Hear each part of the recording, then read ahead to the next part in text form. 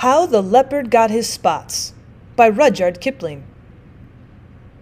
In the days when everybody started fair, best beloved, the leopard lived in a place called the high veld. 'Member, it wasn't the low veld, or the bush veld, or the sour veld, but the exclusively bare, hot, shiny high veld, where there was sand and sandy-colored rock and exclusively tufts of sandy yellow grass. The giraffe and the zebra and the eland and the kudu and the hartebeest lived there, and they were exclusively sandy yellow brownish all over. But the leopard, he was the exclusivest, sandiest, yellowish, brownest of them all, a grayish, yellowish, caddy-shaped kind of beast, and he matched the veld to one hair. This was very bad for the giraffe and the zebra and the rest of them, for he would lie down by a exclusively yellowish, grayish, brownish stone or clump of grass. And when the giraffe, or the zebra, or the eland, or the kudu, or the bushbuck, or the bontbuck came by, he would surprise them out of their jumpsome lives. He would indeed. And also there was an Ethiopian with bows and arrows, a exclusively grayish, brownish, yellowish man he was then, who lived on the high veld with the leopard, and the two used to hunt together, the Ethiopian with his bows and arrows, and the leopard exclusively with his teeth and claws, till the giraffe, and the eland, and the kudu, and the quagga, and all the rest of them didn't know which way to jump, best beloved. They didn't indeed. After a long time, things lived for ever so long in those days. They learned to avoid anything that looked like a leopard or an Ethiopian, and bit by bit, the giraffe began it. Because his legs were the longest, they went away from the high veld. They scuttled for days and days, till they came to a great forest, exclusively full of trees and bushes and stripy, speckly, patchy-blatchy shadows, and there they hid. And after another long time, what was standing half in the shade and half out of it, and what with the slippery, slidey shadows of the trees falling on them, the giraffe grew blotchy, and the zebra grew stripy, and the eland and the kudu grew darker, with little wavy gray lines on their backs, like bark on a tree trunk. And so, though you could hear them and smell them, you could very seldom see them, and then only when you knew precisely where to look.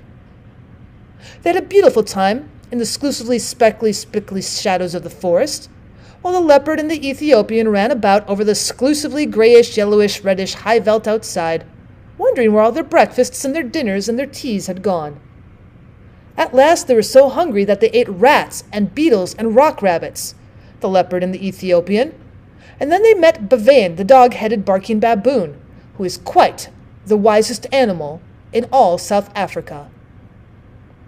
Said Leopard to Bavian, and it was a very hot day, "Where has all the game gone?" And Bavian winked.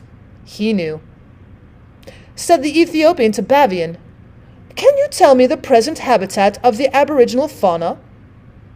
Well, that meant just the same thing. But the Ethiopian always used long words. He was a grown-up. And Bavian winked. He knew. Then said Bavian, "The game has gone into other spots. And my advice to you, Leopard, is to go into other spots as soon as you can." And the Ethiopian said, "Well, that is all very fine, but I wish to know whither the aboriginal fauna has migrated." Then said Bavian, "The aboriginal fauna has joined the aboriginal flora, because it was high time for a change. And my advice to you, Ethiopian, is to change as soon as you can." Well, that puzzled the leopard and the Ethiopian, but they set off to look for the aboriginal flora, and presently, after ever so many days, they saw a great, high, tall forest, full of tree trunks all exclusively speckled and sproddled and spottled, dotted and splashed and slashed and hatched, and cross-hatched with shadows. Now say that quickly aloud, and you will see how very shadowy the forest must have been. "What is this?" said the leopard. "It is so exclusively dark, and yet so full of little pieces of light." "I don't know," said the Ethiopian, "but it ought to be the aboriginal flora. I can smell giraffe, and I can hear giraffe, but I can't see giraffe." "Well, that's curious," said Leopard. I suppose it's because we've just come in out of the sunshine. 'Cause I can smell zebra, and I can hear zebra, but I can't see zebra." "Well, wait a bit," said the Ethiopian. "It's a long time since we've hunted 'em. Perhaps we've forgotten what they were like." "Fiddle," said the leopard. "I remember them perfectly on the high veld, especially their marrow bones. Giraffe is about 17 feet high, of exclusively fulvulous golden yellow from head to heel. And zebra is about 4.5 feet high, of exclusively gray fawn color from head to heel." Said the Ethiopian, looking into the speckly shadows of the aboriginal flora forest. "Well, then they ought to show up in this dark place, like ripe bananas in a smokehouse." But they didn't. The leopard and the Ethiopian hunted all day, and though they could smell them and hear them, they never saw one of them. "For goodness sake," said the leopard at tea time, "let us wait until it gets dark. This daylight hunting is a perfect scandal." So they waited till dark, and then the leopard heard something breathing sniffily in the starlight that felt all stripy through the branches, and he jumped at the noise, and it smelt like zebra, and it felt like zebra, and when he knocked it down, it kicked like zebra, but he couldn't see it. So he said, "Be quiet, oh you person without any form. I am going to sit on your head till morning, because there's something about you I don't understand." Presently he heard a grunt and a crash and a scramble, and the Ethiopian called out, "I've caught a thing I can't see. It smells like giraffe, and it kicks like giraffe, but it hasn't any form." "Don't you trust it," said the leopard. "Sit on its head till the morning, same as me. They haven't any form, any of 'em." So they sat down on them hard till bright morning time, and then Leopard said, "What have you at your end of the table, brother?" The Ethiopian scratched his head and said, "Well, it ought to be exclusively a rich fulvous orange tawny from head to heel, and it ought to be a giraffe, but it's covered all over with chestnut blotches. What have you at your end of the table, brother?" The leopard scratched his head and said, "Well, it ought to be exclusively a delicate grayish fawn, and it ought to be a zebra, but it's covered all over with black and purple stripes." "What in the world have you been doing to yourself, zebra? Don't you know that you were on the high veld? I could see you 10 miles off. You haven't any form." "Yes," said the zebra, "but this isn't the high veld, can't you see?" "Well, I can now," said the leopard, "but I couldn't all yesterday. How is it done?" "Let us up," said the zebra, "and we will show you."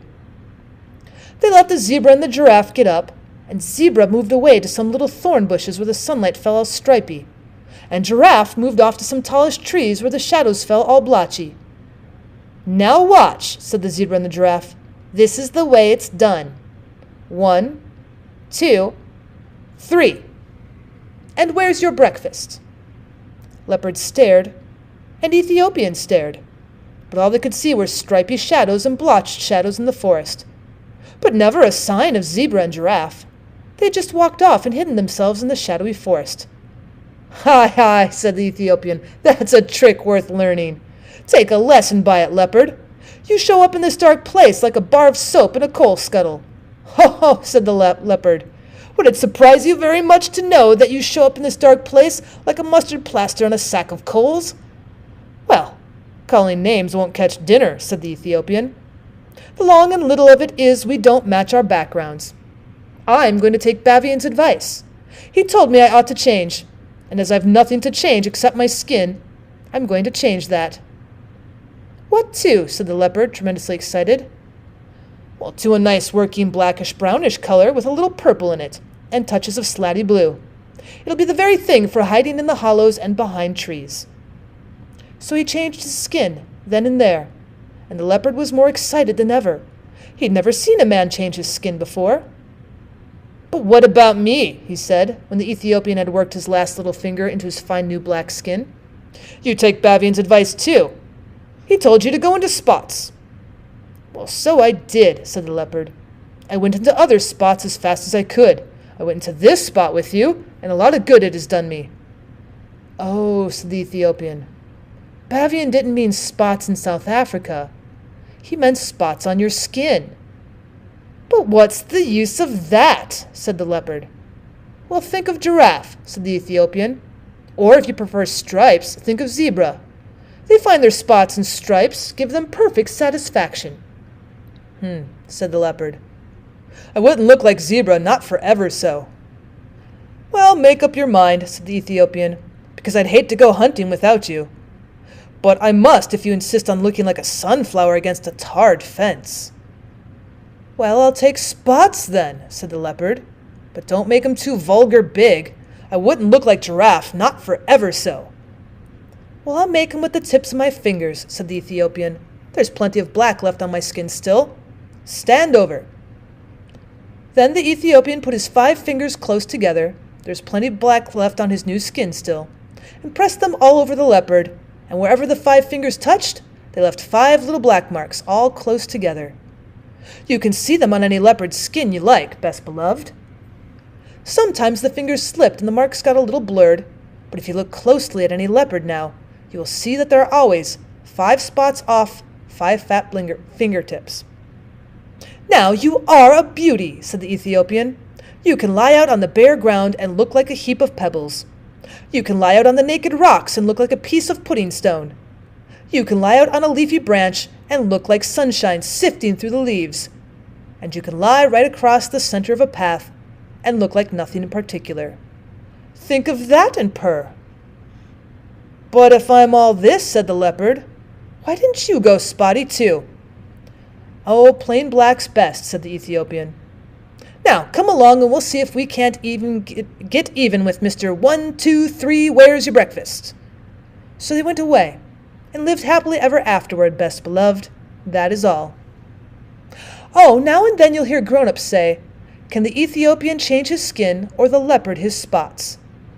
I don't even think grown-ups would keep on saying such a silly thing if the leopard and the Ethiopian hadn't done it once, do you? But they will never do it again, best beloved. They are quite contented as they are.